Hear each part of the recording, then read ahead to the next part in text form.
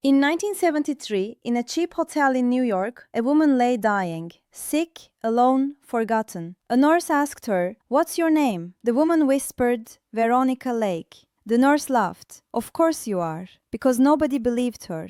Veronica Lake was the sexiest star of the 1940s. She'd enchanted millions with her peekaboo hair. But now, that woman was just an old, sick stranger. And a few weeks later, she died. At 50 years old. Alone, forgotten, because Hollywood had abandoned Veronica Lake long ago. Before we reveal how Hollywood's sexiest star ended up forgotten and alone, hit subscribe for more shocking stories of legends Hollywood threw away. Veronica Lake, born Constance Frances Marie Ockelman, arrived in the world in 1922 in Brooklyn. Her father died early. Her mother remarried. Constance hated her stepfather. As a young girl, her beauty drew attention, especially her hair, long, blonde, wavy. It covered one eye, the peekaboo style. In 1939, she went to Hollywood. She took small roles, but nobody noticed until 1941. That year, the film Sullivan's Travels came. Director Preston Sturges chose Constance for the lead role, but he changed her name. "Constance Ockelman is too complicated," he said.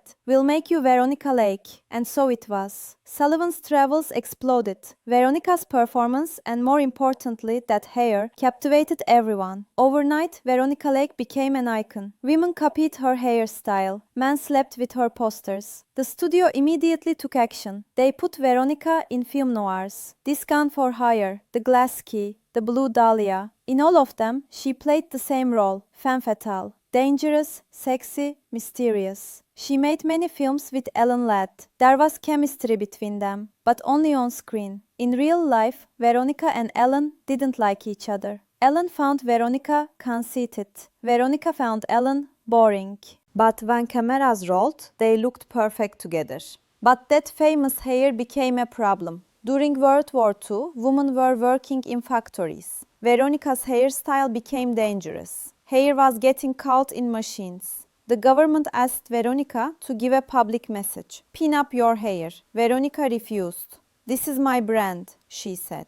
The studio pressured her. Veronica finally agreed. She shot a commercial. She pinned up her hair. But that moment was the beginning of Veronica's end. Because without that hair, Veronica Lake was just ordinary. At the same time, Veronica's personal life was collapsing. She was married to her first husband, John Detley.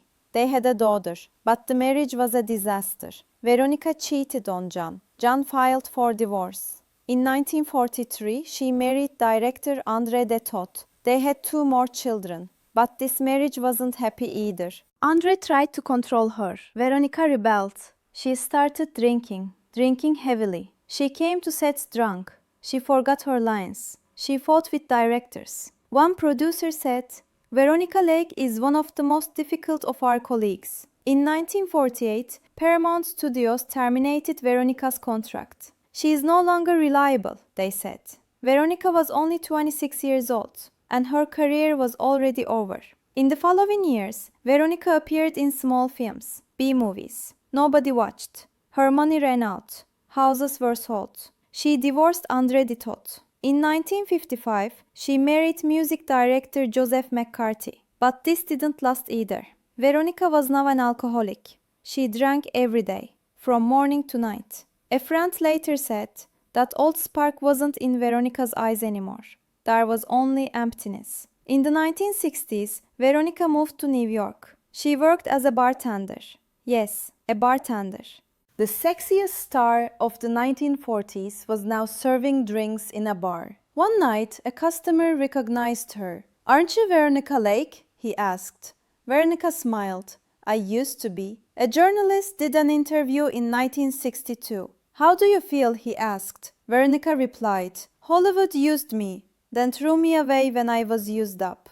Now I'm trying to survive." "Do you have regrets?" "Only about one thing, that damn hair." That hair had made her a star, but it had also destroyed her, because people only remembered her for the hair, not the talent. In 1966, Veronica appeared in a small theater production. A few people watched. Critics were merciless. "Veronica Lake's time has passed," they wrote. Veronica read those reviews. and she never stepped on stage again. In the early 1970s, Veronica was diagnosed with hepatitis and kidney failure. Years of alcohol consumption had ravaged her body. She was hospitalized, but she had no money. She couldn't afford treatment costs. Old Hollywood friends found out. Some sent money, but most stayed silent. Because Hollywood loved to forget. Especially the failures. Friends who visited her in those final months described a woman barely recognizable. The blonde hair was thin and gray. The famous face was swollen from illness. The eyes that had captivated millions were clouded with pain. She lay in that hospital bed, sometimes lucid, sometimes confused. On good days, she'd talk about the old films. About working with Preston Sturgis. About the time she was the most photographed woman in America. On bad days, she didn't know where she was. She'd ask for people who were long gone. She'd reach up to fix hair that was no longer there. I do think that the Hollywood community had moved on. New stars, new faces, new icons. The Peekaboo Girl was ancient history, a footnote in film noir textbooks, a hairstyle reference in costume design classes. Nobody from the studios visited. Nobody from Paramount sent flowers. The directors she'd worked with were busy with new projects. Alan Ladd had died years earlier. The golden age had ended, and Veronica was its forgotten casualty. Her children came when they could, but they'd grown up watching their mother's slow destruction. The drinking, the anger, the desperation. They loved her, but they'd been hurt by her too. One daughter later said, "Mom was two people. The woman we knew at home, struggling and scared, and Veronica Lake, who she could never escape being." In her final days, Veronica drifted in and out of consciousness. Sometimes she'd wake and think she was on a film set. "Where's my mark?" she'd ask the nurses. "Is Preston ready for me?" The nurses would gently explain she was in a hospital. Veronica would look confused, then sad, then drift away again. On July 7, 1973, early in the morning, Veronica Lake died. In Burlington, Vermont, in a hospital room. Nobody was with her. She was 50 years old. The funeral was small. A few friends, her 3 children. Nobody from Hollywood came. The press barely noticed. A few small obituaries. Former star dies. As if she'd been nobody. As if she hadn't been on every magazine cover in America. As if millions hadn't copied her hair. The gravestone reads, Veronica Lake, Peekaboo Girl. But nobody asked what was behind those eyes. Years later, film historians rediscovered Veronica's films. Sullivan's Travels, This Gun for Hire. Those performances were brilliant. And they understood. Veronica Lake wasn't just a beautiful face. She was a talented actress. But Hollywood never saw her that way. To them, Veronica was just that hair. And when the hair went, Veronica went too. Modern critics now recognize her contribution to film noir. They see the intelligence in her performances, the way she could convey danger and vulnerability simultaneously, the timing, the presence. Film students study her work. They analyze her on-screen chemistry with Ladd. They write papers about her impact on 1940s cinema. But none of that helped her when she was bartending, when she was sick, when she was dying alone. Veronica Lake was the sexiest star of the 1940s. Millions hung her posters. Women styled their hair like hers. But that woman was never seen. Only the image was seen. Hollywood used her, then threw her away and forgot her.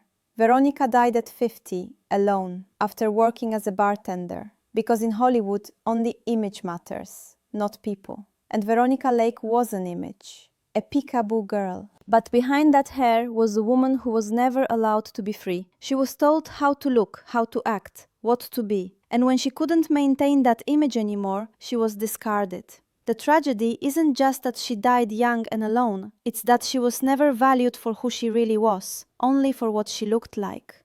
Hollywood created Veronica Lake, and when the creation stopped serving its purpose, Hollywood let her disappear. That's the real story, not the glamorous films or the iconic hair, but what happened after. The slow, painful erasure of a woman who gave everything to an industry that gave nothing back. The peekaboo girl vanished, not because she wanted to, but because nobody cared to look beyond the hair. And by the time people realized she'd been more than just an image, she was already gone.